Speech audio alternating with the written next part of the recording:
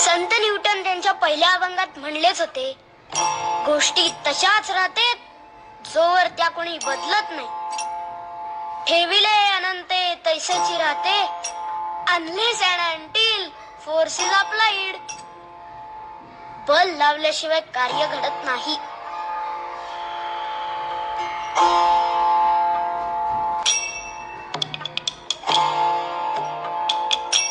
आता न्यूटनचाच नियम म्हणल्यावर काय करणार, तो घडणारच.